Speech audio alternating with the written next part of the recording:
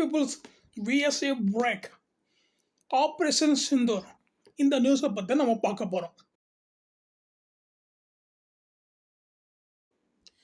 April 22 Pahalgam அப்படிங்கிற காஷ்மீர் இடத்துல 26 அப்பாவி பொதுமக்களை தீவிரவாத குழுக்கள் சுட்டு கொன்னாங்க. இதை கண்டிக்கும் விதமாக மே 7 நம்ம இந்திய ராணுவம் அதிரடி தாக்குதல் நடத்துனுச்சு.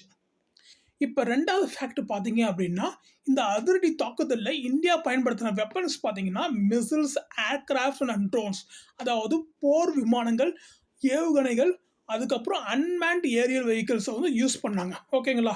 ரெண்டு நாட்டுக்கிட்டையும் அணு ஆயுதம் இருக்குது. ரெண்டு நாடு வந்து செம்மையாக வந்து தாக்குதலில் ஈடுபட்டுச்சு. இதில் பாகிஸ்தான் வந்து 90% கொலாப்ஸ் ஆச்சு. ஓகேங்களா?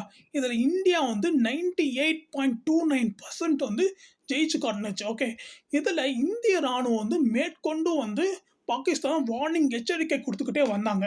பாகிஸ்தான் வந்து போர் நிறுத்தத்தை அறிவிச்சாங்க. ஆனால் பாகிஸ்தான் வந்து அன்னைக்கே வந்து போர் நிறுத்தத்தை மீறினுச்சு. ஓகேங்களா? அதாவது சப்மரைனை கொண்டு நம்ம ஐஎன்எஸ் விக்ராந்தில் 30 ஃபைட்டர் ஜெட்ஸ் வந்து நிறுத்த முடியும். அந்த அளவுக்கு பெருசு. ஓகேங்களா? நம்ம ஐஎன்எஸ் விக்ராந்த் வந்து விமானம் தாங்கி போர்க்கப்பல். இந்த விமானம் தாங்கி போர்க்கப்பலை அழிக்க வந்தாங்க. அப்போ நம்மளுடைய ஃபைட்டர் ஜெட்ஸ் வந்து அங்கே போய் அடித்து நொறுக்குனாங்க அவங்களோட சப்மரைன்ஸ். ஓகேங்களா?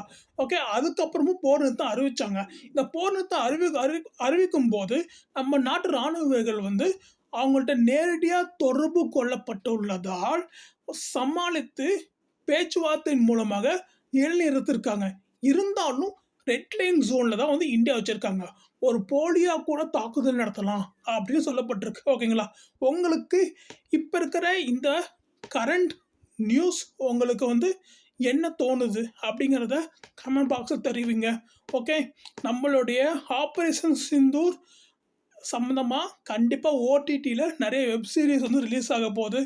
அப்போ எந்தெந்த ஹீரோஸ் ஆக்டர்ஸ் வந்து இதில் பார்ட்டிசிபேட் பண்ணால் நல்லாயிருக்கும் அப்படிங்கிறது உங்களுக்கு தோணும். அந்த நியூஸும் இதில் ஆட் பண்ணுங்கள். என்டர்டைனிங்காகவும் இருக்கட்டும், நேஷனல் ஸ்பிரிட்டாகவும் இருக்கட்டும். ஓகே, ஜெய் ஹிந்த்.